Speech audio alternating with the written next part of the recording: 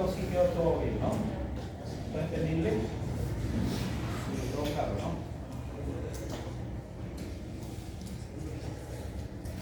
Doctor Manuel, abriendo una pregunta. ¿Sí o sí el examen de neumo y el de gastro va a ser el mismo sábado? La pregunta, porque no veo. Sábado de la próxima semana. No, yo solamente tomo neuro, gastro no sé qué día tomar. Porque gastro toma la doctora Celino, ella todavía coordinada. Gracias. A ver,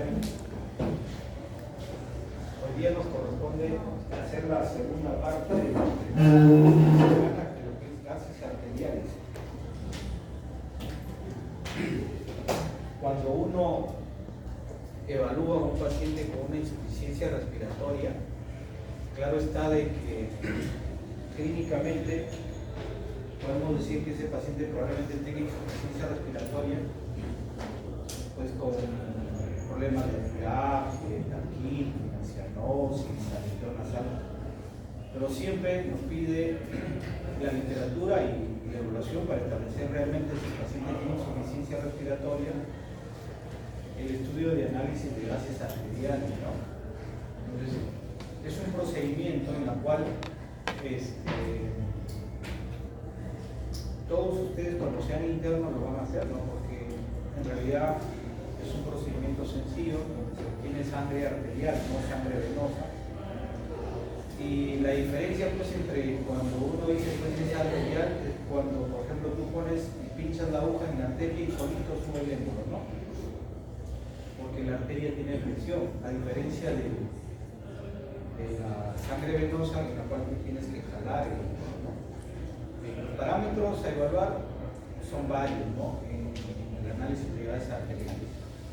Desde el punto de vista ácido-base y desde el punto de vista de oxigenación y ventilación. Ácido-base, por ejemplo, el pH.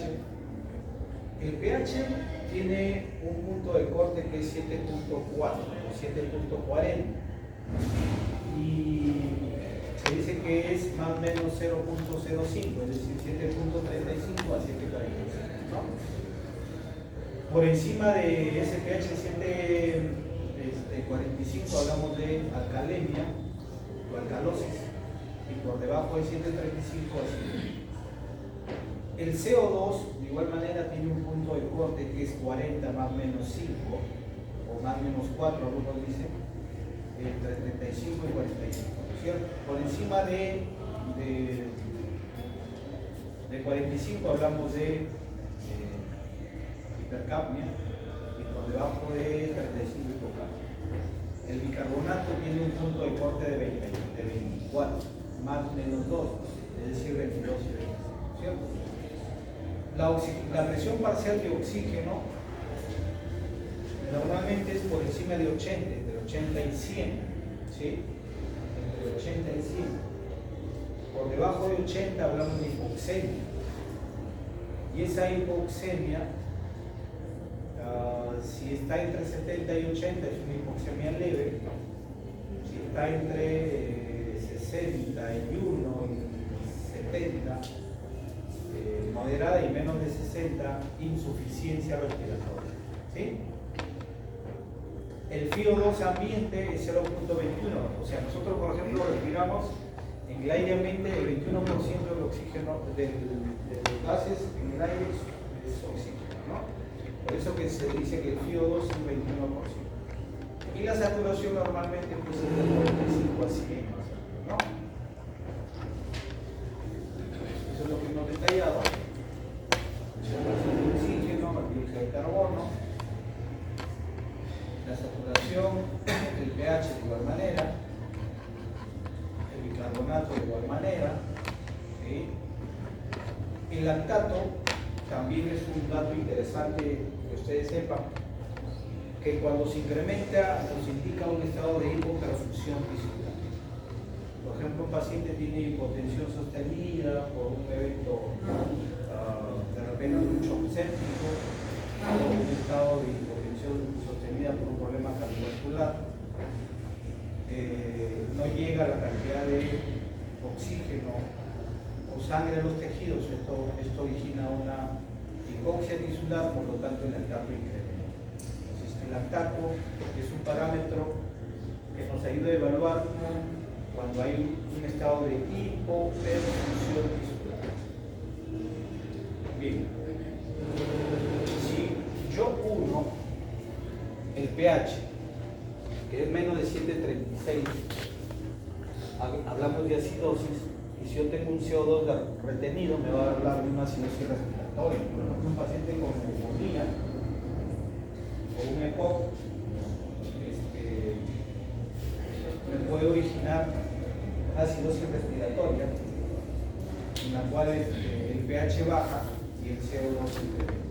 ¿Sí? En el otro lado, no sé por qué no sirve. Si tenemos un pH menos de 7.36 y un bicarbonato bajo, hablamos de una acidosis metabólica. Eso se ve en pacientes, por ejemplo, sépticos o en pacientes con cetoacidosis diabética. ¿Sí? Cetoacidosis diabética. En el otro lado, en el lado derecho, vemos un pH de 7.44, hablamos de una alcalemia. Y si baja el CO2, hablamos de una alcalosis respiratoria. Ahí está mal, ya no es acidosis respiratoria, sino es una alcalosis respiratoria. Y si yo tengo un pH mayor de 7.44 con un bicarbonato alto, hablamos de una alcalosis respiratoria. ¿Se entiende así esa parte? ¿No? ¿Está correcto? ¿Alguna duda? Me lo preguntan, ¿ya? Todos también seguimos.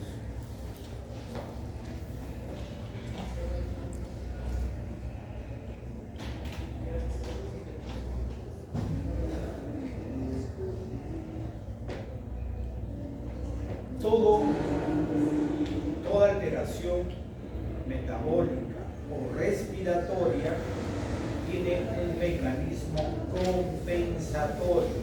¿Sí? Por ejemplo, en la parte superior dice acidosis metabólica, el pH baja, el bicarbonato baja. Y la respuesta compensatoria es una disminución del CO2. ¿Y cómo yo disminuyo el CO2? Haciendo una hiperventilación, ¿no? Es por eso que el paciente con acidosis metabólica hace la respiración de Kuznauer, ¿no? Si ustedes ven así un paciente respirando es porque probablemente tiene una acidosis metabólica. O sea, el organismo es tan sabio que trata de mantener la homeostasis y la idea es que ante una alteración, sea metabólica o respiratoria, haya una compensación, ¿cierto? Ahora, ante una alteración metabólica, hay una respuesta compensatoria de tipo respiratoria. Ante una descompensación respiratoria, hay una compensación metabólica. Por ejemplo, tenemos acidosis metabólica y la compensación es una respuesta respiratoria, no es una hiperventilación. Si yo tengo una alcalosis metabólica o un bicarbonato alto o un pH alto, lo que hace es retener el CO2, ¿cierto? Retener el CO2.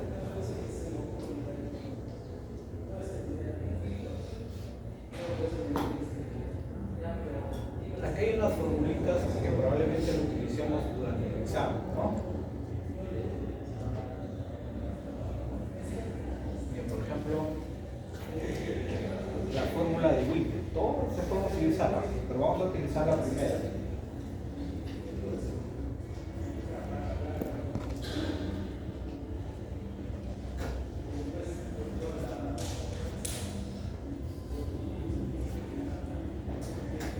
Yo vi un paciente que tiene una tumoración cerebral y ingresa al hospital Almanzor por un problema infeccioso. aparentemente una infección urinaria, y durante su estancia hospitalaria ha hecho una neumonía hospitalaria. ¿Sí? Tiene más de 3 días, ha hecho tos, fiebre, y tiene una placa de todas tipo con neumonía. Este paciente tiene un pH de 7.10, tiene un bicarbonato de 10. ¿Cuánto le corresponde de presión parcial del CO2? Para decir que es un paciente que está compensado.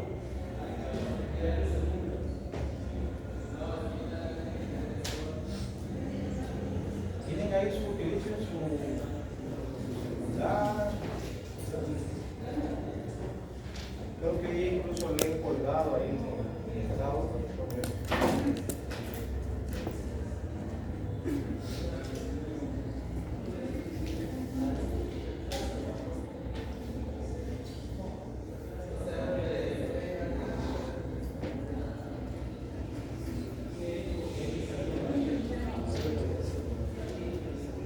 Más 8, 23, 3 más menos 2, 23, 25. ¿Me entendieron o no? ¿Cuánto le corresponde el CO2? 23. ¿Ah?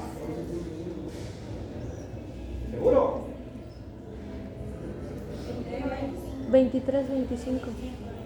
22, A ver, 25. tiene un pH de 7.10, un bicarbonato de 10, ¿no? ¿Cuánto le corresponde de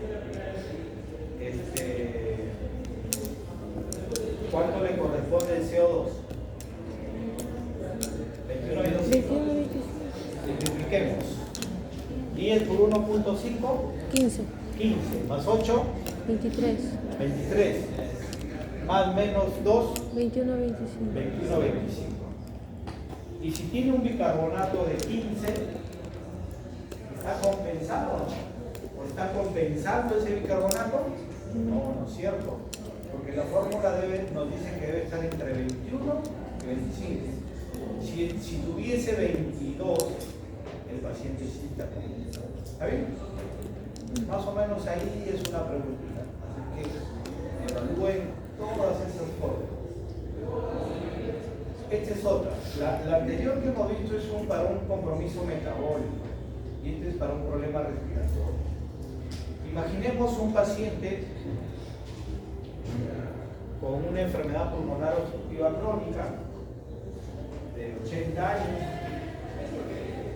que hace una descompensación de su EPOC y le tomamos un NAGA y tiene un pH de 7.20 y un CO2 de 70.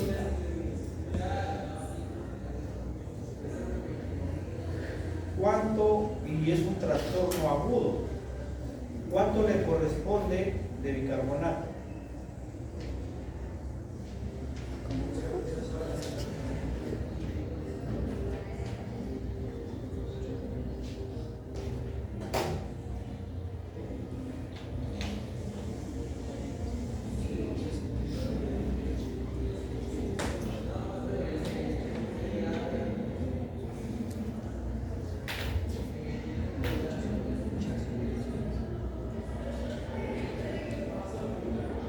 ¿Cuánto?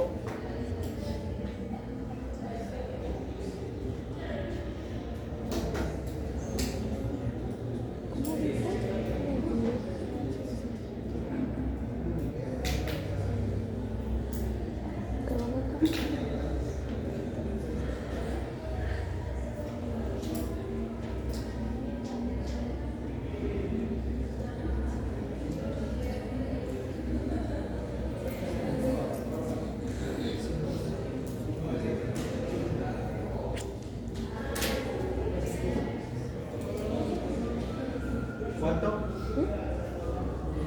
¿Sí entienden la primera fórmula? Con un incremento de 10 milímetros de mercurio de CO2, debe incrementar el bicarbonato entre 1 a 2 equivalentes por litro. Si tiene 70 de CO2, ¿cuánto incrementa el bicarbonato? Tiene 70 de CO2. ¿Ah? Mm, ¿El bicarbonato cuánto dijimos que era lo normal? 24 menos más 2. Ya, entonces tomemos en cuenta como punto de corte 24. Ya. Siempre se toma como punto de 70. 24. ¿Cuánto le corresponde el bicarbonato? 40. Si hay un incremento de CO2. ¿Y el CO2 cuánto es lo normal? 40 más menos 5. ¿Cuántas veces 10 ha aumentado el bicarbonato? ¿El CO2? 3. 3. ¿Cuánto le corresponde el bicarbonato? 24. ¿Ah? 27. 27 y 30. ¿Está bien? Ay, muchachos.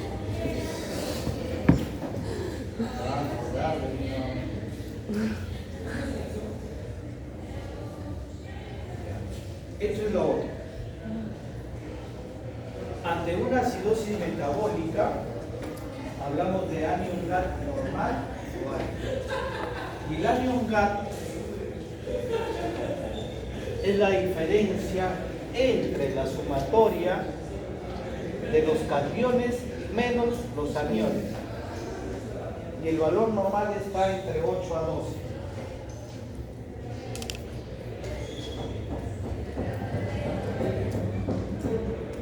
¿Sí? ¿Se entiende?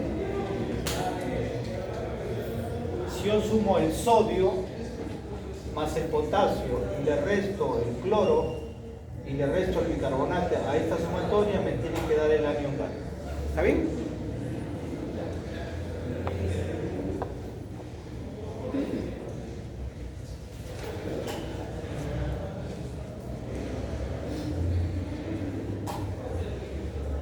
La vez pasada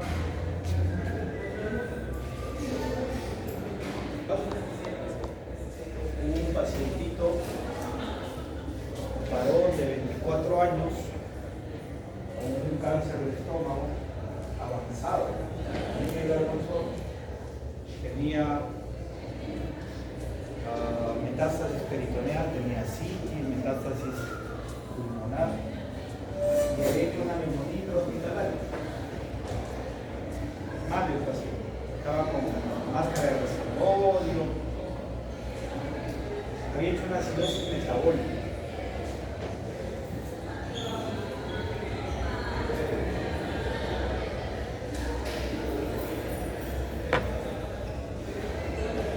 Y había hecho también un cuadro de hipotensión sostenida, cero. Necesitó inotrópico, noradrenalina, para mantener su presión. Igual nosotros hasta calcular, a pesar de que es un paciente ya terminal, pero es un paciente joven. 24 años, un cáncer avanzado. Es poco frecuente, ¿no? Pero sí se ve. Joven, varón. Tenía acidosis metabólica y tenía un lactato de 12. Miren.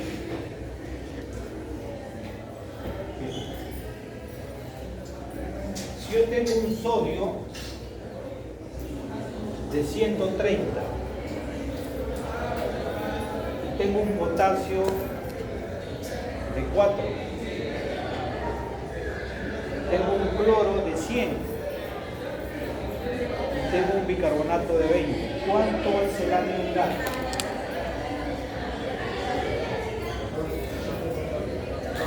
Ya les he dicho. ¿Cuánto le dije de sodio? 130, ¿no? Sí. Más 4, 134. Menos 100. 100, 34 quedaría. 34. Y acá era 20. ¿cuánto quedaría? 14. Ese es el anion GAT. Está aumentado.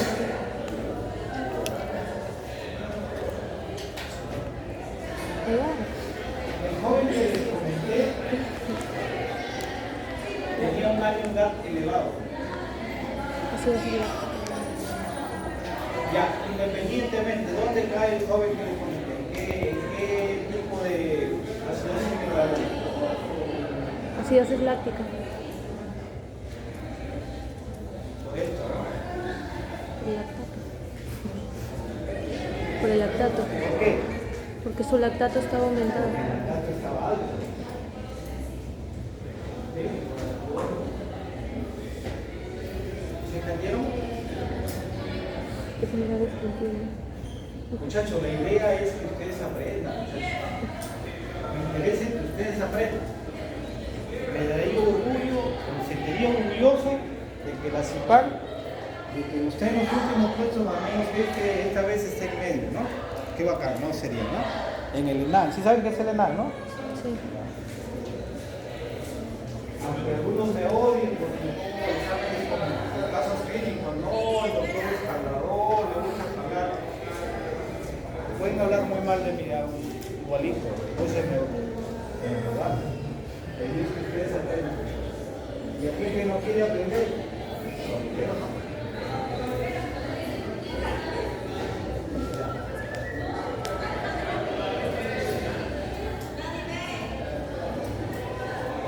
Ya lo del, a ver, cosas puntuales. El gradiente, que es la diferencia entre la presión parcial alveolar y la presión parcial de oxígeno, debe ser menos de ¿cuánto? Menos de 10, ¿cierto? Mayor de 20 ya es anormal, excepto en los ancianos o los menores. Cuando tenemos un gradiente alto en un paciente con insuficiencia respiratoria, el problema es pulmonar, de la vía respiratoria. Si yo tengo un paciente con insuficiencia respiratoria y el gradiente es normal, el problema es extrapulmonar. Por ejemplo,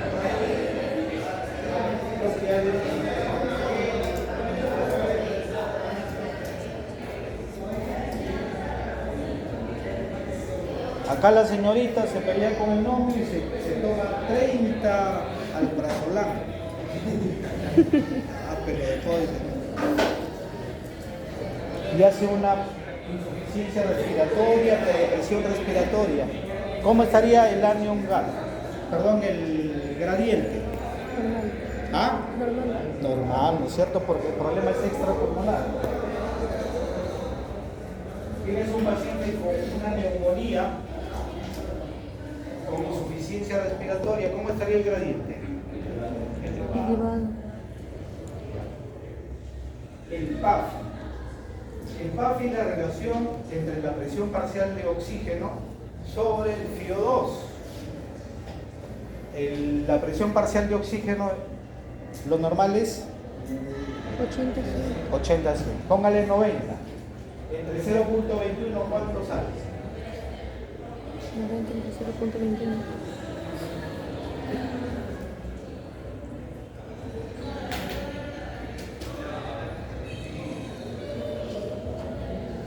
¿Cuánto sale?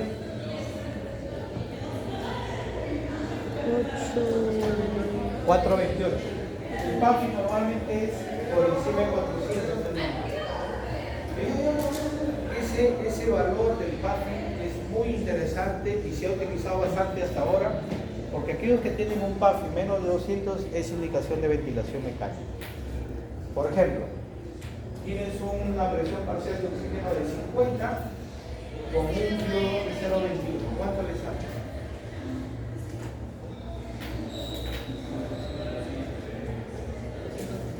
¿Ah? Un paciente que ya está entrando a un límite que va a necesitar lo que ¿sí? El PAF. Hemos hablado de crónica gradiente. ¿Ya? ¿Está bien? Pasemos a ácido. Doctor, ¿puedo ir al baño?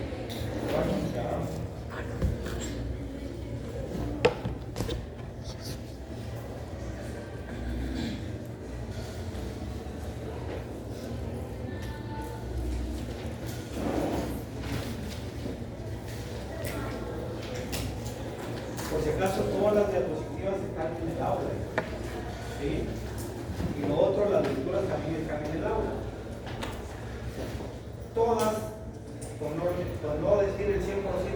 up to date. ¿Sí? De la insuficiencia respiratoria creo que hay 2 o 3. Una es de una revista de medicina intensiva colombiana, ¿ves? ¿Ya? Pero el resto todo de la UDE. ¿Sí?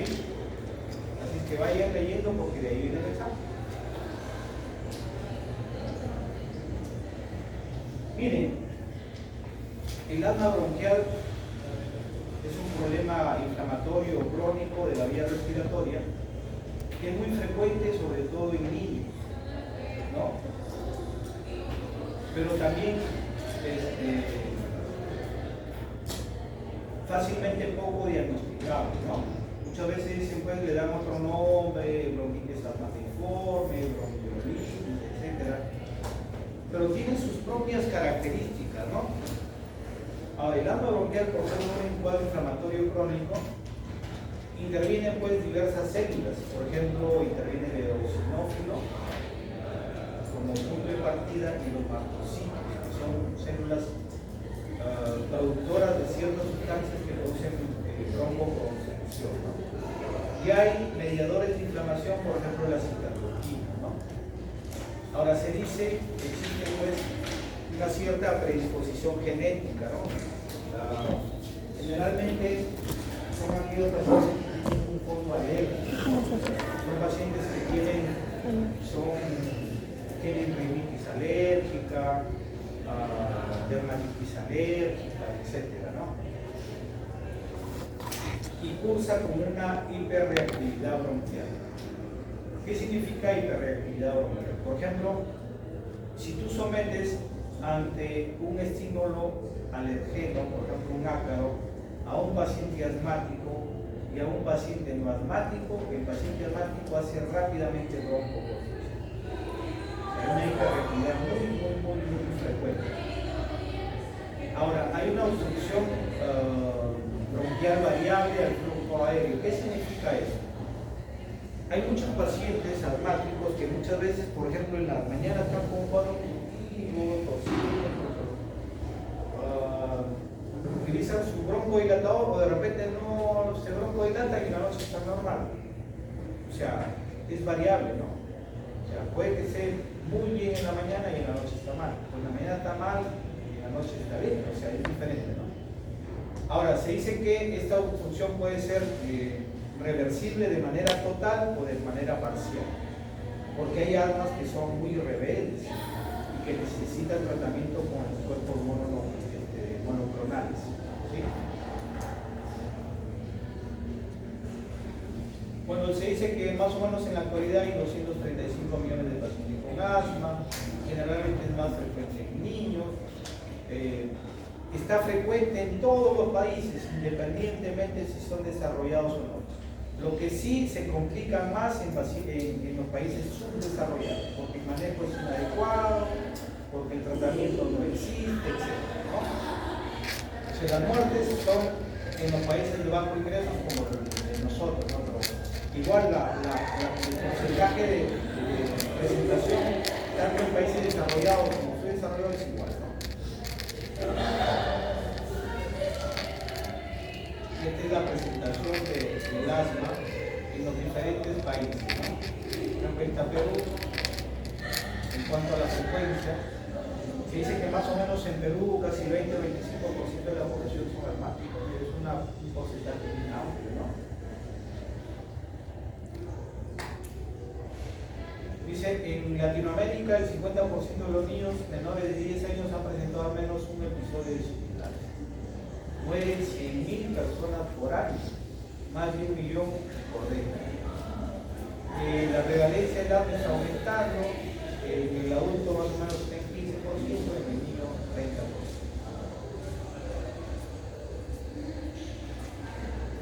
En el Perú más o menos 20 a 25% de la población, siendo una de las tasas muy altas en Latinoamérica, es decir, casi la cuarta parte de la población, a la quinta parte de la población tiene asma.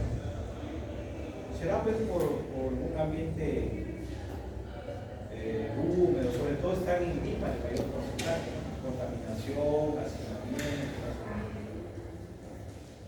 Se calcula que más o menos 275.000 niños menores de 5 años sufren de asma. Mire, y las ciudades de prevalencia donde está Lima, Chiclayo, es una de las más prevalentes de asma. Y más o menos las estaciones donde más se presenta es en mayo y agosto. Existe una inflamación crónica y el hecho de ser un problema inflamatorio crónico, el tratamiento con corticoides es fundamental, ¿no? El corticoide inhalado es un tratamiento fundamental que contribuye al tratamiento de la antiinflamatorio y vascular. Debe recibir un paciente tratamiento con corticoide inhalado. Ahora, el origen de la inflamación puede ser alérgico, ¿no? Por ejemplo, se dice que dentro de las células que median el cuadro alérgico que hablan los mastocitos y los eosinófilos, sobre todo en pacientes jóvenes, pero hay el asma no alérgica que se ve en pacientes ya mayores, sobre todo mujeres de 35 a 40 años. ¿Sí? Por eso ahí dice en la diapositiva el origen de la inflamación puede ser de origen alérgico o no. El de origen alérgico donde participan los eosinófilos están en los niños, generalmente. Es el asma alérgica. Y el asma no alérgica es en pacientes ya mayores, de 35 40 años, sobre todo en mujeres. La infiltración eosinofílica es una característica que define la inflamación alérgica. Ya se sabe que hay una hiperactividad de la vía aérea. Se supone que, como les digo, cuando tú lo sometes a un ácaro, o sea, porque son los ácaros un estimulante muy frecuente, ¿no? Y se dice que, por ejemplo, en las almohadas de los pacientes que son asmáticos, ahí está lleno de ácaros, ¿no? Por eso que uno tiene que estar cambiando constantemente la ropa de cama o las almohadas, ¿no? Entonces, si tú sometes ese ácaro a un paciente asmático, pues su hiperreactividad es mucho más fuerte que un paciente que no sufre de asma.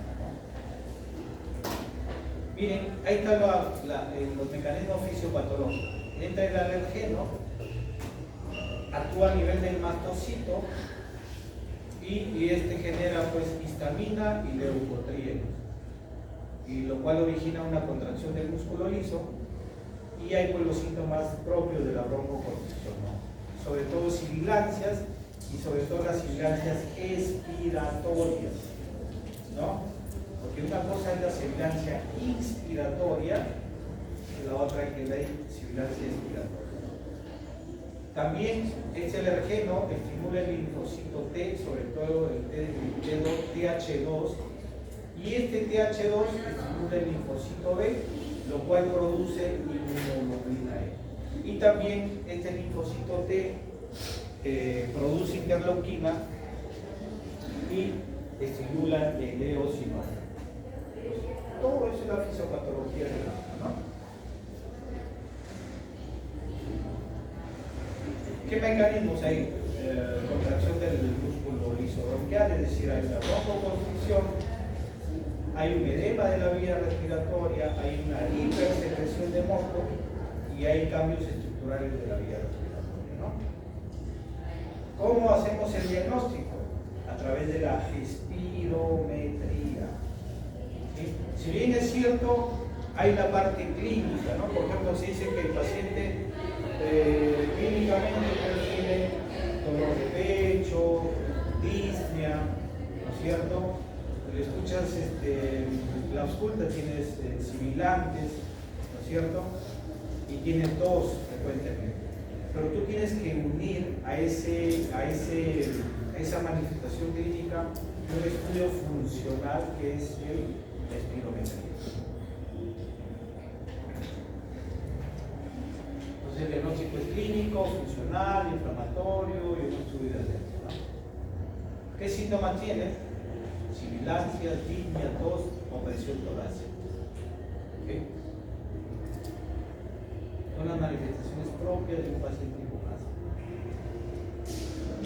En la exploración física hay sibilancias, sobre todo hay sibilancias expiratorias, hay obstrucción nasal y el paciente pues puede tener problemas alérgicos de dermatitis, eczema. Ahora, ¿cómo diferencio yo un asma de un EPOC? El paciente con EPOC generalmente es un paciente mayor, varón, fumador, ¿sí? Miren, porque está dentro del diagnóstico diferencial. También dentro del diagnóstico diferencial puede estar la bronquiectasia, ¿no? El EPID, la enfermedad pulmonar intersticial difusa, pero más es el EPOC. Pero el EPOC generalmente se da en pacientes varones, fumadores de larga data, ¿no? Y el cuadro es irreversible del EPOC. En cambio, el asma es un cuadro reversible, ¿no?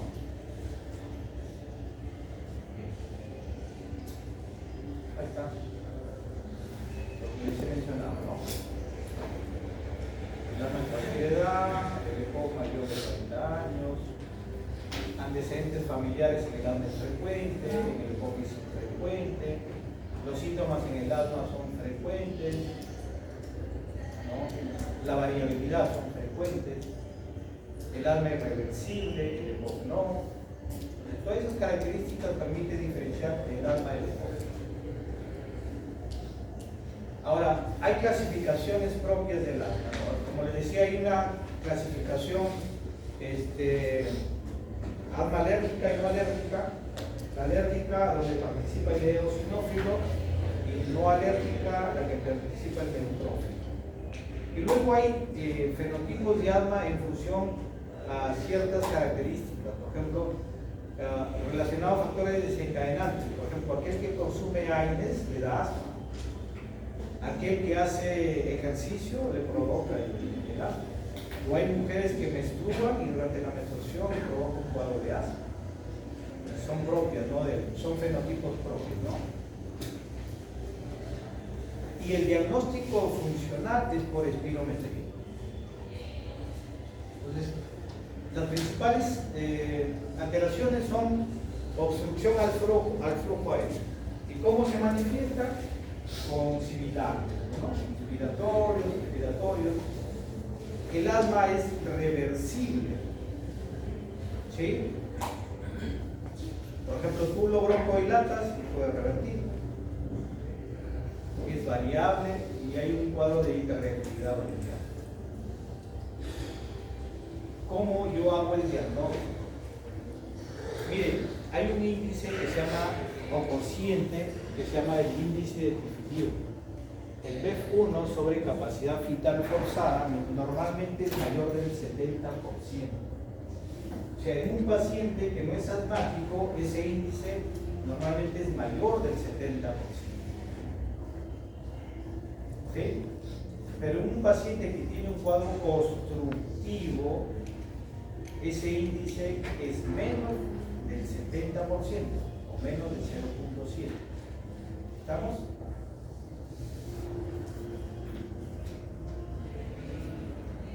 Y el BEF también es menos del 80%, BEF1. Pero este índice es muy importante tenerlo en la cabeza, ¿ya? BEF1, el volumen estirado del primer segundo y capacidad vital forzada. Esta relación normalmente es mayor del 70%. Cuando un paciente tiene menos del 70%, hablamos que este paciente tiene un cuadro obstructivo. Independientemente, puede ser asma o EPOC. Ya, si tú tienes en cuenta que ese paciente tiene la posibilidad de tener asma y te sale que tiene un cuadro obstructivo, tú lo sometes a un test de broncodilatación. ¿Y qué haces? ¿Alguien ha sufrido de asma o ha utilizado inhaladores? ¿Alguien de ustedes? No. Entonces, el salbutamol viene de 100 microgramas cada puff. El puff es un disparo, ¿no? El paciente que es sometido a la espirometría, que le da un puff inicial, ¿no? Con aerocámara. Espera un minuto, le da otro puff. Un minuto, otro puff. Son 4 veces. Pasado el último, se espera 15 minutos y se le somete a una espirometría nuevamente. Y si esa capacidad vital forzada sobre ese BEF1 sobre capacidad vital forzada revierte, es decir, pasa mayor del 70%, y si hay un incremento de mayor de 200 mililitros o mayor del 12% del original, eso es asma. ¿Se entiende? Lo repito, ¿ya? Si te llega un paciente con posibilidad de que tenga el diagnóstico de asma, está obstruido ahorita, por ejemplo, ¿no? Lo sometes, está con tos, tiene un poco de sibilantes, lo sometes a una espirometría y lo normal es que te salga esto, ¿no? El BEF1 sobre capacidad vital forzada menos del 70%. Hasta ahí nomás te dice que hay un cuadro obstructivo. ¿Okay? Es un paciente joven, 12, 13, 14 años, con antecedentes de dermatitis alérgica, eczema, su papá ha tenido asma, etc. Pues ya tienes un cuadro obstructivo, pero hasta ahí no queda la cosa. Lo sometes a un test de broncodilatación. Le das salbutamol inhalado. Un disparo, al minuto otro disparo, pasas un minuto otro disparo, y pasas otro minuto, 4 disparos, con un intervalo de 1 minuto cada uno.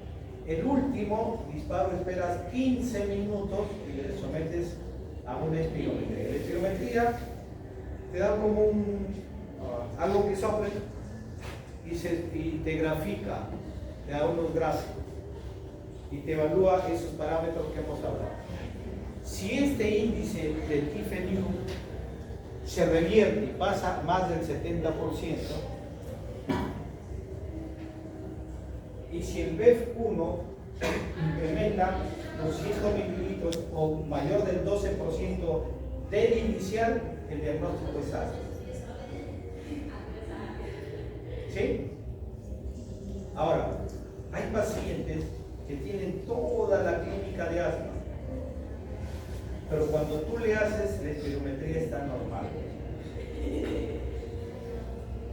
Por ejemplo, a él de repente tuvo su crisis de asma y una temporada que no le da, pues no, porque así son los pacientes asmáticos, ¿no? Y en esa temporada que no tiene ninguna crisis, está normal, quieres hacerle una espirometría, le va a salir normal.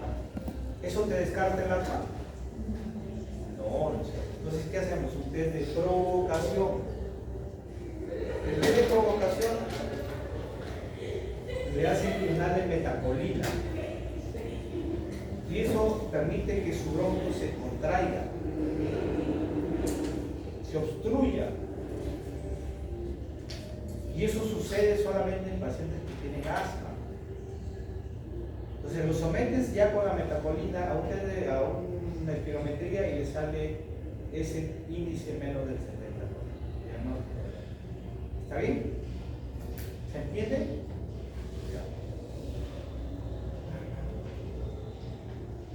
Más o menos así dan las curvas, ¿no? Porque en la espirometría, ¿no?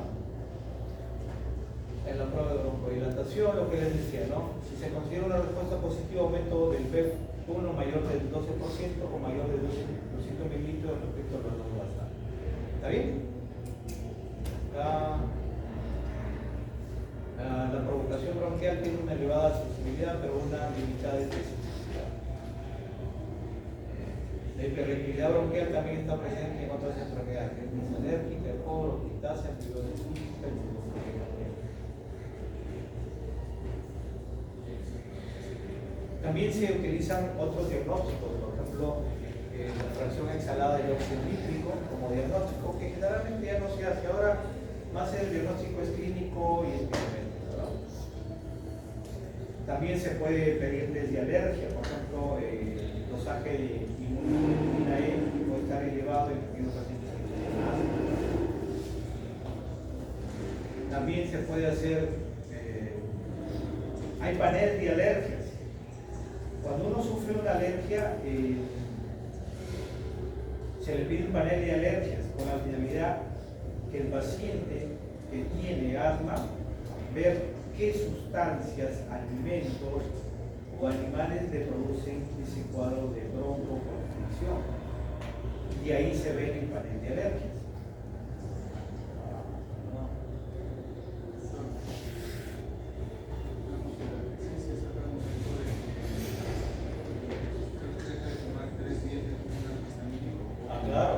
tienes que dejar de tomar pues, para que te puedan, ya te sacan sangre, con la finalidad de terminar, pues ahí te ven pues, sobre todo ácaros, pelos de gato, o sea, te sacan a todo, ¿no?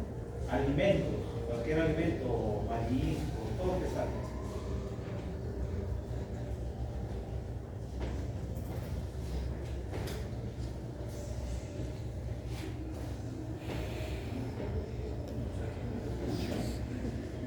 Esto es lo que les decía, la enfermetría con prueba broncodilatadora, ¿no? El patrón obstructivo siempre es cuando el índice es definitivo es menos del 70%, ¿no?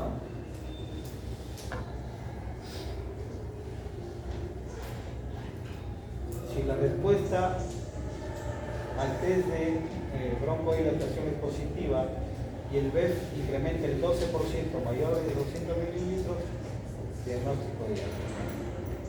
¿Sí? Es lo que se utiliza actualmente, ¿no? Ahora, si el paciente no tiene un cuadro agudo, tiene que ser un test de provocación,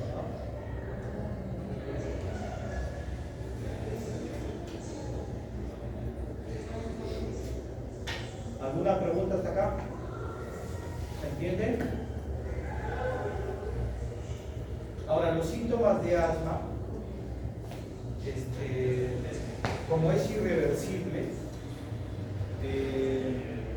es reversible, muchas veces sin tratamiento el paciente revierte, ¿no? Pero hay algunos pacientes en los cuales la sintomatología no revierte y tienes que utilizar un tratamiento especial en la cual te puede revertir el cuadro o en todo caso aliviar el momento del cuadro, porque no todos a veces revierten el tratamiento. Y siempre dentro del esquema de tratamiento deben estar los corticoides y los broncodilatadores. Ahora, hay broncodilatadores que te permiten dar una respuesta rápida al cuadro y hay broncodilatadores en los cuales la respuesta es mucho más lenta. Por ejemplo, si yo tengo un paciente con asma aguda, el uso de salbutamol es muy importante. El uso del corticoide, dependiendo del grado de compromiso, puede ser un corticoide inhalado o si no un corticoide endovenoso. Por ejemplo, lo que se utiliza generalmente puede ser hidrocortisona o metilprednisolona para uso endovenoso, el corticoide, ¿sí? Cuando es un cuadro agudo, porque hay pacientes con crisis de asma, ¿sí? Probablemente la inhalación podría ayudarle, o la nebulización con broncodilatadores, por el corticoide, el uso de manera adecuada y sobre todo la forma de administración te ayuda mucho, ¿no? Entonces, por ser un paciente en la cual tiene un proceso inflamatorio crónico que se ha reagudizado, el corticoide toma fuerza en cuanto al tratamiento, ¿sí? Entonces, ¿cuáles son los factores desencadenantes? Siempre las infecciones respiratorias. O sea, un paciente con asma hace frecuentemente, es como por ejemplo el EPOC o el paciente con EPIC. El EPOC es la enfermedad pulmonar obstructiva crónica y el EPIC es la enfermedad pulmonar intersticial difusa. Y dentro de esa enfermedad está la fibrosis pulmonar, ¿no? Y todas ellas, ¿cómo se descompensan? Con las infecciones. No se olviden, siempre las infecciones respiratorias son las que descompensan al asma, al EPOC o al EPIC, ¿no? En el caso del asma también exposición a alergenos, ¿no? Irritantes respiratorias, temperatura, clima, actividad física, fluctuación hormonal, medicamentos, los aires sobre todo, ¿no? O sea, la aspirina está contraindicado en un paciente asmático. Y los cuadros de estrés también, ¿no? Las infecciones respiratorias son importantes y contribuyen a las exacerbaciones mentales. Entonces, sobre todo, dentro de las infecciones respiratorias, pues están los virus, ¿no? Por ejemplo, el virus de la gripe, ¿no? O ahora el coronavirus también, ¿no? Que ya se quedó con nosotros, ¿no?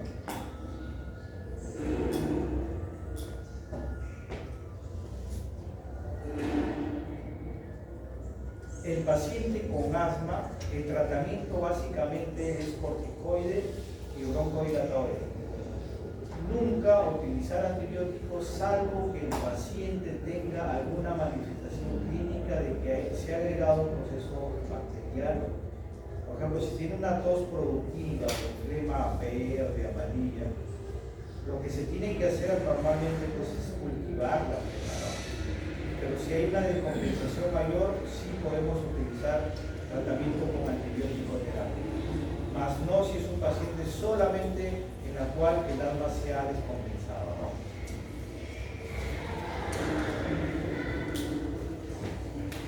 ¿Y qué bacterias generalmente ingresan? Son las bacterias atípicas, el micoplasma y la clamidia. Y el micoplasma y la clamidia, el tratamiento son con macrólidos. Un ejemplo de macrólido. Ahí, señorita.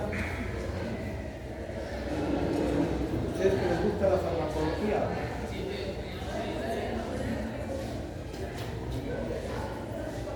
Un ejemplo de macrólido.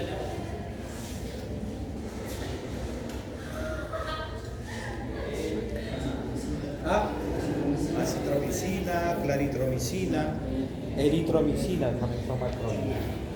Se utilizan muchas veces en pacientes con complicaciones del asma alérgico con un cuadro infeccioso, ¿no?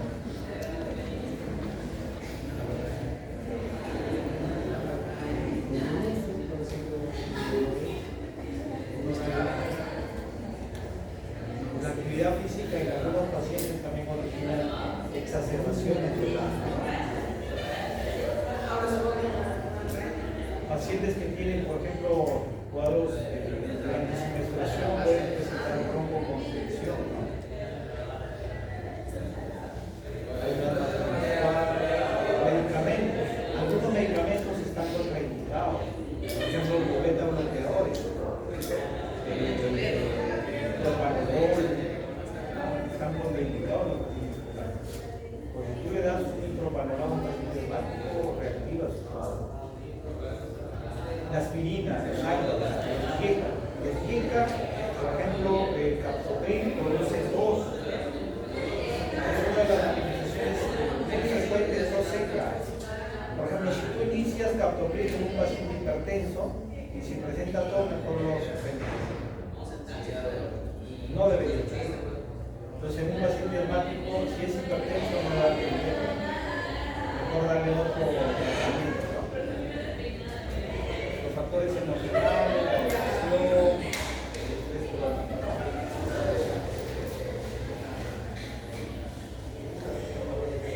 A través del tiempo han ido mejorando el tratamiento, ¿no? Por ejemplo, ahora se utilizan los anticuerpos monoclonales. ¿Qué es un anticuerpo monoclonal? Durante la participación de la fisiopatología del asma intervienen interleuquinas. Entonces ahora se está utilizando fármacos que actúen a ese nivel de interleuquinas. Por ejemplo, cuando ustedes lleven reumatología, las enfermedades autoinmunes, como por ejemplo la reumatoide y el lupus, tienen una alteración autoinmune, ¿no? Donde participan bastante las interleuquinas. Por ejemplo, el artritis reumatoide, ¿qué daba? Aspirina, luego celamagnines, luego los fármacos modificadores de la enfermedad, por ejemplo, el metotrexate. Pero finalmente los pacientes terminaban deformándose, ¿no? Ahora ya casi no se deforman, ahora utilizan bastante los anticuerpos monoclonales. O sea, son fármacos que actúan desde el punto de vista fisiopatológico a nivel de la parte bioquímica, de las interleuquinas. Y esos pacientes cada 2 o 3 meses reciben tratamiento con anticuerpos monoclonales. De igual manera ahora se utiliza en los pacientes con asma, sobre todo los pacientes con asma rebelde, ¿no? Porque algunos, la mayoría sí responden con broncodilatadores o con corticoides, ¿no?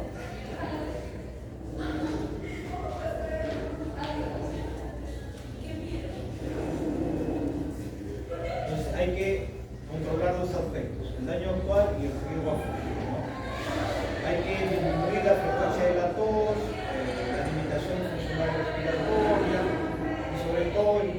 exacerbaciones, ¿no? A futuro, ¿no? Esto para-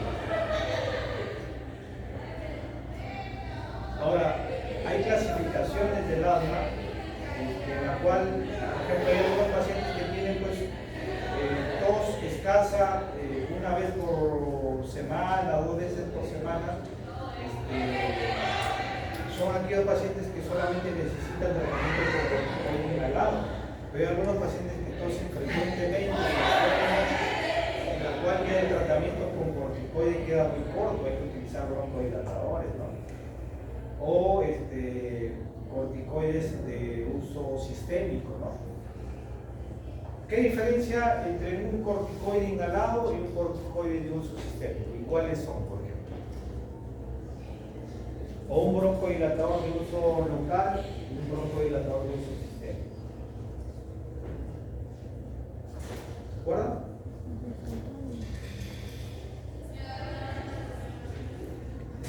Un corticoide inhalado es de uso local, solamente lo inhalado va a la parte de la vía respiratoria. Pero si tú utilizas un corticoide endovenoso, el compromiso o el efecto es sistémico, ¿no? Lo mismo sucede en los broncodilatadores. Si tú tienes un salbutamol de uso inhalatorio, a diferencia de un salbutamol bioral, ¿cuál sería la diferencia? Los efectos adversos.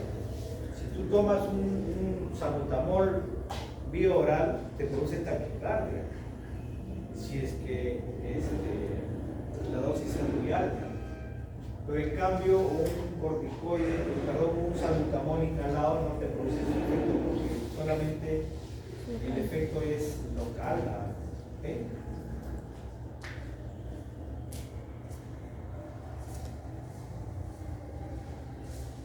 Entonces, estos son los síntomas que más o menos nos orientan cuando un paciente está controlado, parcialmente controlado y no controlado, ¿no? Por ejemplo, el paciente no controlado tiene 3 o más síntomas presentes en cualquier momento de la semana, ¿no?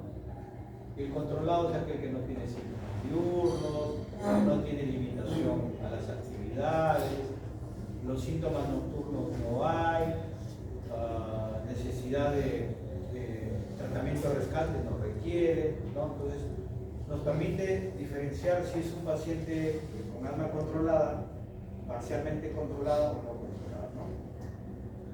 El tratamiento ya, como le hemos dicho, dependiendo si es un paciente niño o adulto, uno tiene que buscar la dosificación, pero actualmente se utiliza un tratamiento que es en base a una escalera, ¿no? Uno va incrementando o agregando las dosis en función a los síntomas, ¿no? El primer peldaño se dice que, por ejemplo, un paciente que tiene síntomas a la semana de vez en cuando va a utilizar corticoide inhalado nada más. Y el salbutamol o el broncodilatador solamente como rescate, ¿no?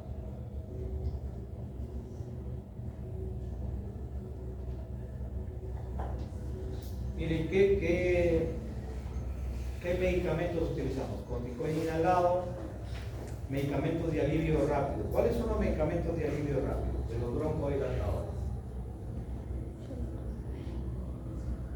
Por ejemplo, el Seretide es un broncodilatador que se utiliza de manera crónica. Pero ¿quién te alivia de manera más rápida? Son los broncodilatadores de acción corta. Y el Seretide es un broncodilatador de acción larga. O sea, lo que tú necesitas es utilizar un broncodilatador de acción corta que te elimine los síntomas de manera más inmediata, ¿no? Y ahora pues existen una combinación de broncodilatadores con corticoides, ¿no?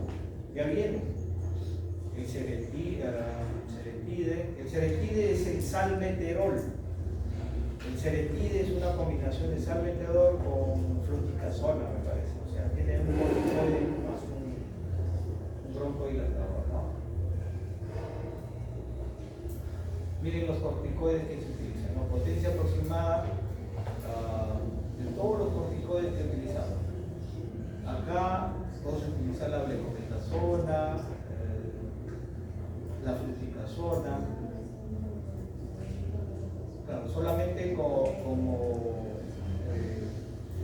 tratamiento único, pero puedes utilizarlo en combinación con broncodilatadores, ¿no? Y estos son los que les mencionaba, los beta-2 agonistas de acción corta y de acción larga. Los de acción corta, salbutamol, terbutalina, y los de acción larga, el salmeterol. Entonces, los de acción corta son los que se utilizan para cuadros agudos que quieren revertirlo ya, ¿no es cierto? Y los de acción larga son los que se utilizan cuando el paciente tiene ya un compromiso más prolongado y quieres tener efectos más prolongados, ¿no?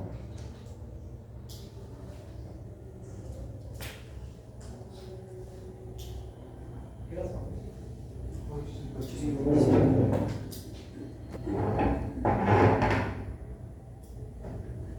Ya muchas gracias hoy día, pero también la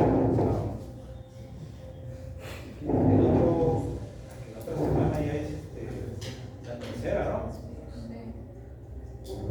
Y queda EPI y problemas más. O hacemos el poco de una vez. ¿Sí?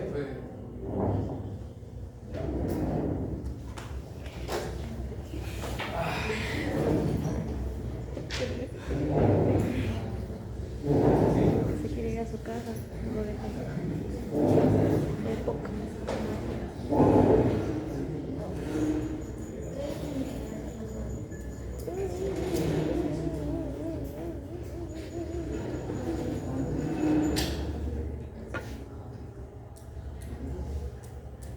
Miren, el EPOC, a diferencia del asma bronquial, es una patología crónica y como ya hemos dicho, generalmente, si uno lo ve desde el punto de vista epidemiológico, son pacientes mayores, o sea, mayores en el sentido pues, que tienen 40, 50 años y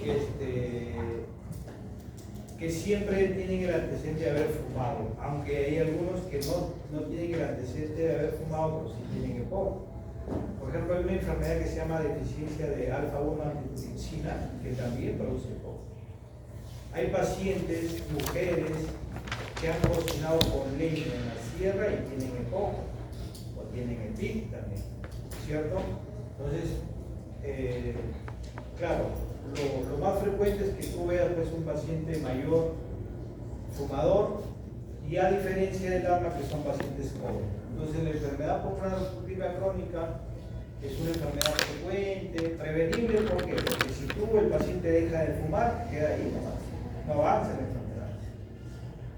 Y tratable, que se caracteriza por la presencia de síntomas respiratorios persistentes y limitación del flujo aéreo, a causa de alteraciones de las vías aéreas y de los alveolos usualmente producidas por una exposición significativa a partículas o gases nocivos, ¿no? Generalmente el compromiso son de vía aérea pequeños, ¿no?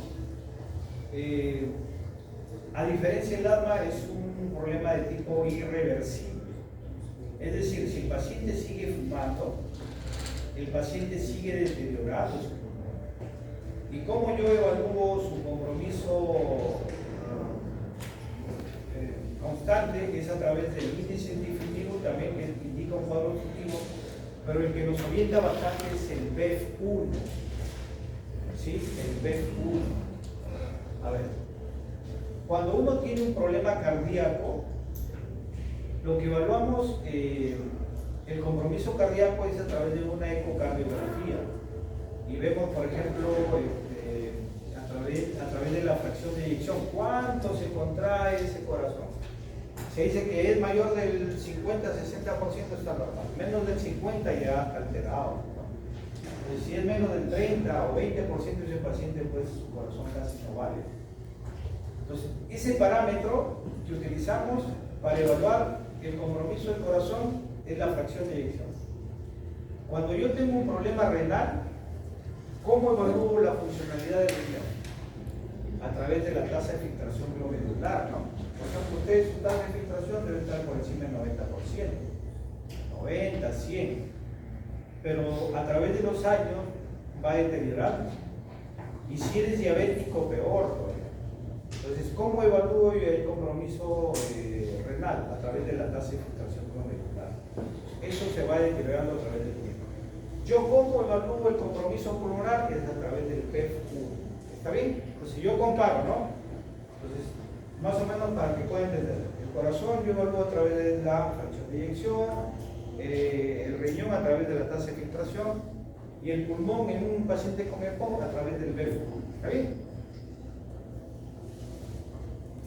Entonces, ¿cómo hacemos definiciones para poder diferenciar el asma del EPOC? Ya sabemos pues que el asma es un problema obstructivo, crónico, reversible, ¿no? En cambio, el EPOC es una enfermedad prevenible, tratable, caracterizada por una limitación persistente del flujo de aire.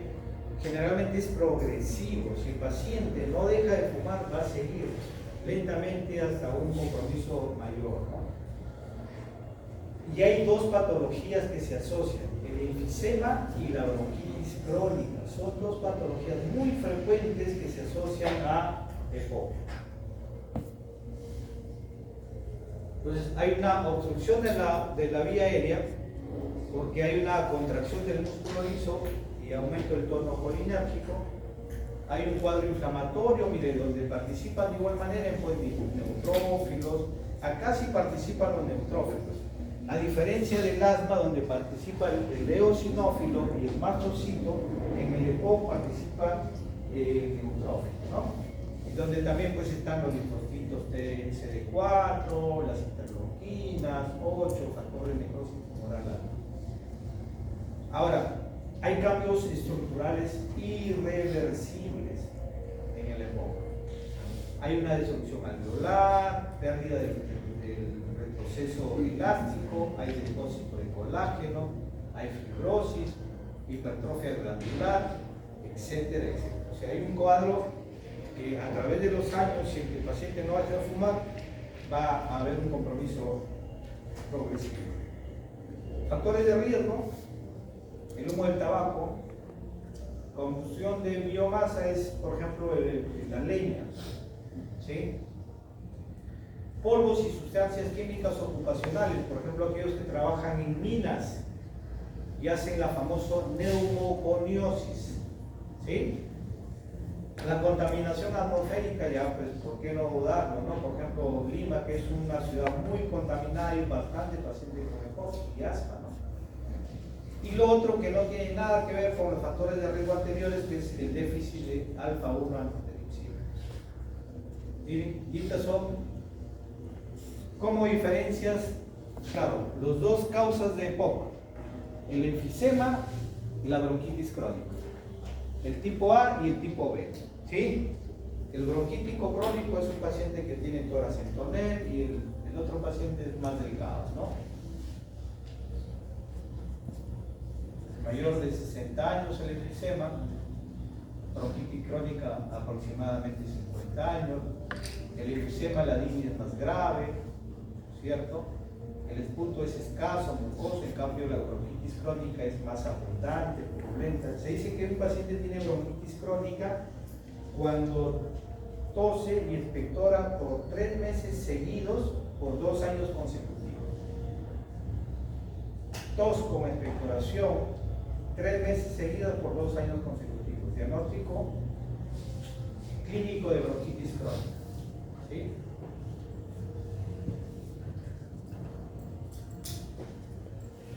Son los tipos de enfisema.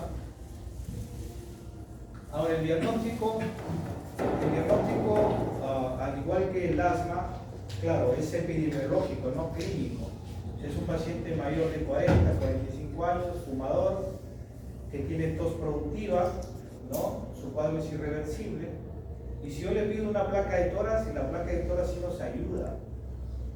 En la placa de tórax, en un paciente con EPOC, hay unas ciertas características como por ejemplo la horizontalización del diafragma. El diafragma normalmente, ¿usted ya llevó radiología? El diafragma siempre tiene una concavidad superior. que puede ser en el lado izquierdo por la presencia del estómago o en el lado derecho por la presencia del hígado. Pero en el caso del paciente con EPOC, el diafragma se horizontaliza. Es una característica muy frecuente en el paciente con EPOC. Los espacios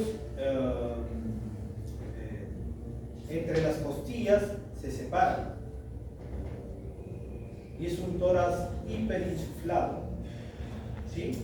Entonces, son características propias desde el punto de vista radiológico que nos permite orientar respecto al EPOC, ¿sí? Entonces, los tipos de enfisema, ¿sí?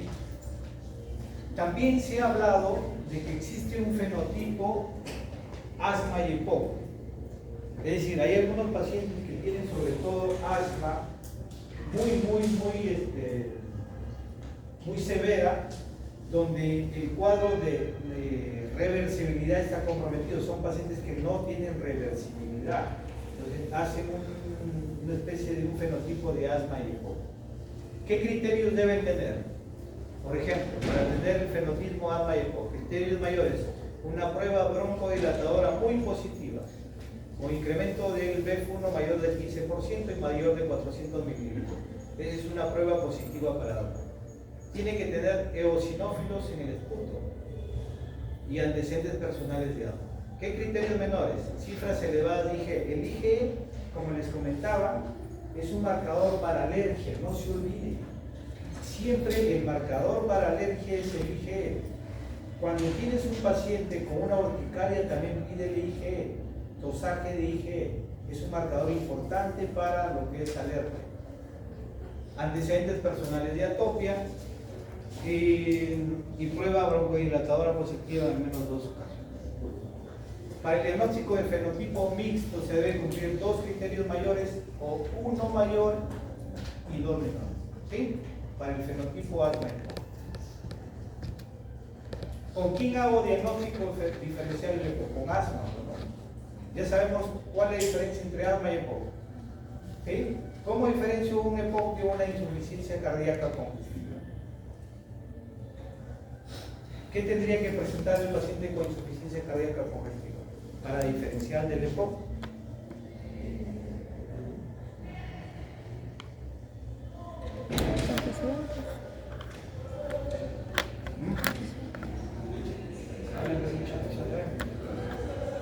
¿Me consigo de hablar de? ¿Quién no tolera el decúbito?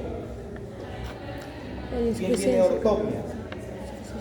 La insuficiencia cardíaca. El paciente con insuficiencia cardíaca congestiva no tolera el decúbito. Tú lo echas y rápidamente se levanta. ¿Quién tiene ingurgitación yugular? La insuficiencia cardíaca.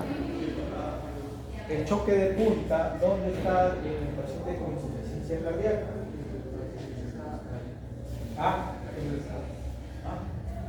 Bueno, en sí el punto de presión de la presión de la línea media clavicular, y si se dice que mira desplazado.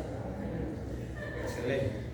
O sea, normalmente el choque de punta está en el quinto espacio intercostal izquierdo, línea media clavicular. Si ese choque de punta está lateralizada más a la izquierda o hacia abajo, hay un crecimiento. De repente el paciente con insuficiencia cardíaca tiene un soplo. Entonces, son características que te permiten diferenciar una insuficiencia cardíaca con bronquiectasis. El paciente con bronquiectasis es un paciente tosedor, crónico, con expectoración abundante, ¿sí? Tuberculosis pulmonar, que es un paciente con fiebre, hemorroisis probablemente, tiene antecedentes epidemiológicos de contacto. No se olviden, siempre hay que preguntar a un paciente con probable TB el contacto.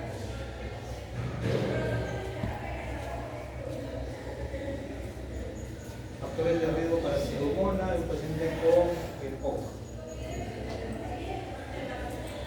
¿Cómo hago el diagnóstico?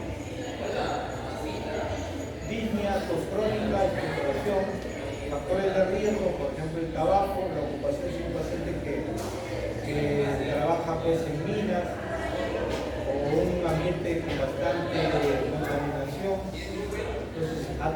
momento yo tengo que establecer el diagnóstico con una espirometría. ¿Cómo estaría el índice difendium en una EPOC? Disminuido. ¿Ah? Disminuido. Menor a 70, excelente. Ese paciente tiene un índice difendium menor de 70. Y si yo lo someto a un test de broncoilatación, va a haber una respuesta positiva, Negativo. no responde. Pues esa es la diferencia entre un EPOC de un paciente asmático. ¿Bien? ¿Está bien?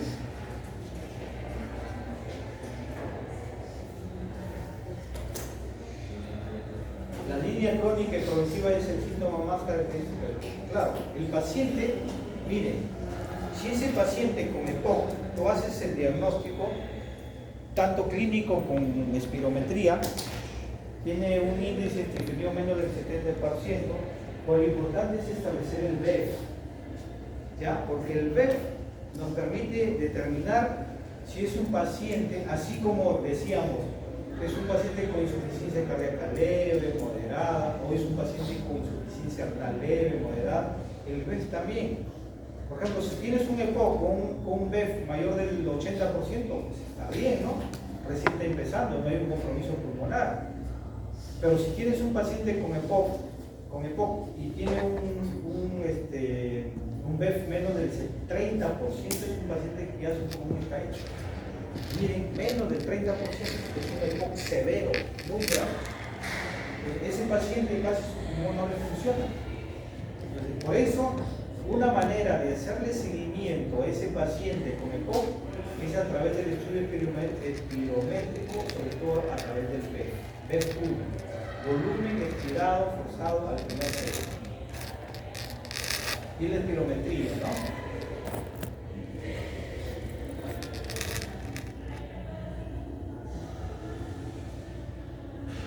¿Cuál es el rol de la espirometría? Siempre el diagnóstico. ¿Qué también valoramos? La gravedad de la obstrucción, ¿no es cierto? A través del VEF. También seguimiento, por ejemplo, si yo a ese paciente le doy tratamiento con broncodilatadores, acá el corticoide como que casi no se utiliza, más es broncodilatadores. Si ese paciente mejora con el broncodilatador y el paciente deja de consumar, de repente lo que está en 40% ahí nomás queda, o en 50%, pero ya no avanza. Pero si ese paciente sigue fumando, nos permite a través de la espirometría ver las decisiones terapéuticas, ¿no?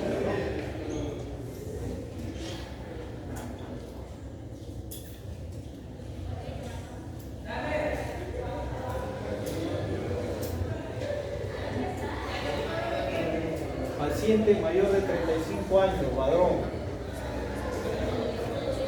más de 10 paquetes al año, más síntomas, sospecha clínica. ¿Con qué hago el diagnóstico? Espirometría, más el test de broncodilatación. Si sometido al test de broncodilatación sigue siendo menos del 70% de diagnóstico de EPOC. ¿Está bien?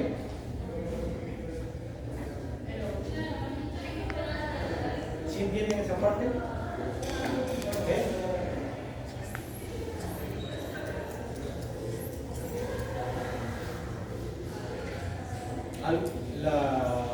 La OMS se dice pues que deben ser sometidos a todo paciente con EPOC a una dosaje de déficit de alfa a una de. Yo realmente no sé si harán acá, y si lo hacen debe ser muy caro. Creo que no está para el coste de nosotros, ¿no? Pero la OMS, según indica, debería hacerse a todos los pacientes que tienen diagnóstico de EPOC un dosaje de alfa a una. Todo paciente con EPOC siempre se va a descompensar, uno, por cuadros infecciosos. ¿Cuáles son los gérmenes frecuentes que descompensan? Son los atípicos, ya hemos hablado. ¿Cuáles eran los atípicos? Micoplasma, clamidia. También puede estar el estreptococo, por eso ya no es atípico, ¿no? Entonces, si es atípico, ya sabemos qué cobertura antibiótica darle, antibióticos.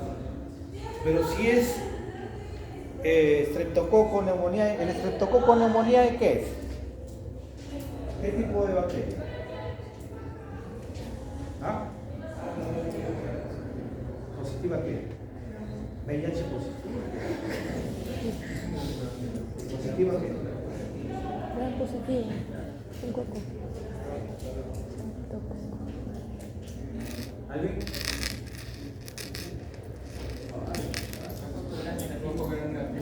Coco gramo negativo. Claro, las bacterias se clasifican en gram positivas, gram negativas y anaerobios, ¿no? Ah, este es aeróbico. ¿Existen gram positivos anaerobios? ¿O solamente son gram positivos aerobios? Pero anaerobios que no necesitan de oxígeno. Que sí, ajá. ¿Qué es un aerobio y qué es un anaerobio? El aerobio necesita de oxígeno. Claro. El anaerobio no. Ya.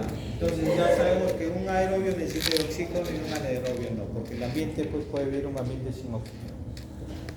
Entonces existen gram positivos, gram negativos y anaerobios. ¿Existen gram positivos anaerobios y aerobios? No. ¿Y gram negativos aerobios y anaerobios? No. Ah. Sí. Ejemplo.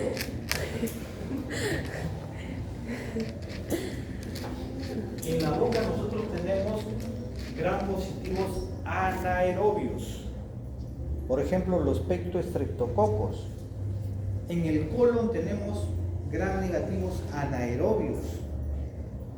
Entonces, es importante saber esto porque, por ejemplo, ante una cirugía de colon, tú tienes que coberturar gérmenes gram negativos anaerobios.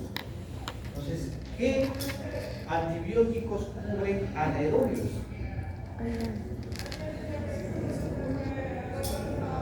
Creo que voy a incidir ahí las preguntas. Antibióticos. ¿Está bien? Normal. Sí, dice normal. Esto, ¿está bien? ¿Incido ahí? Sí, dice. Excelente. Farmacología. ¿Qué le digo a su docente de farmacología? Y de microbiología. Microbiología la de no pasa nada. Mecanismos de agresión.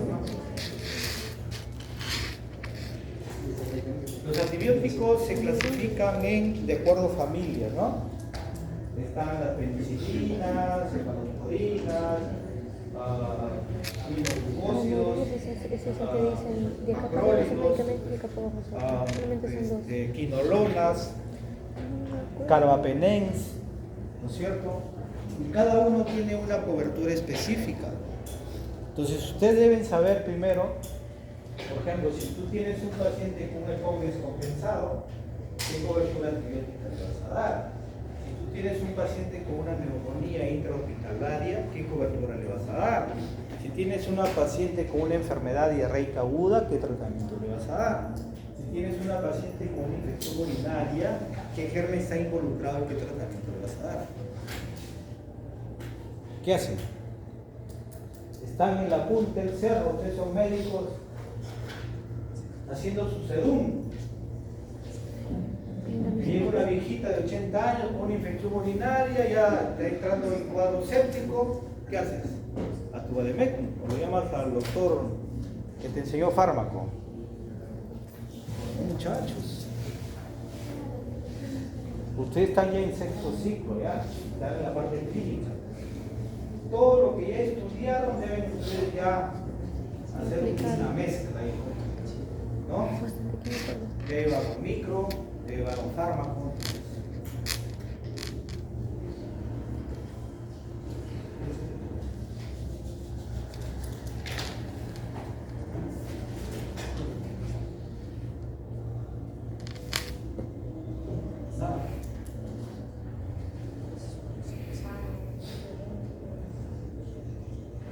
Una penicilina antipseudomona. Pero sí. A ver, señorita.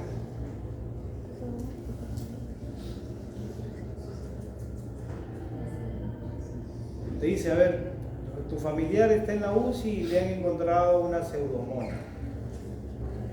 Y te dicen, tienes que utilizar una penicilina antipseudomonas. Tú eres la médico tratante, infectólogo contratada por primera vez. ¿Qué haces? ¿Qué le das?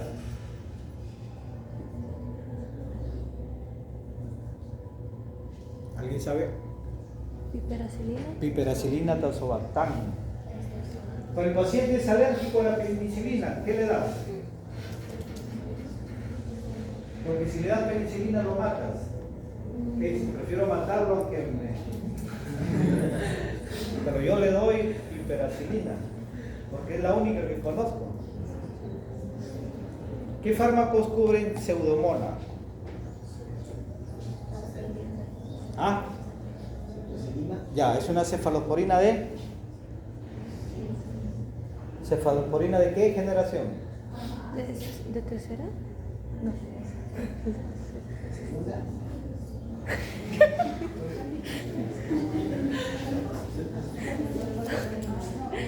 Se me ha caído el video.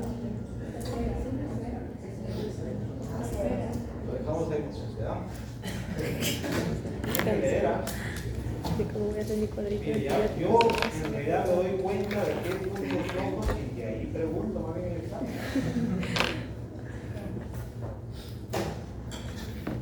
Se supone que ustedes ya llevan un fármaco.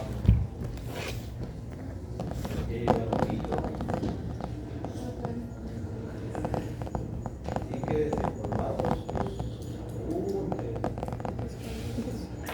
Ya, muchachos. Vale, quedamos ahí y lo terminamos la otra semana con lo que falta. ¿Alguna pregunta?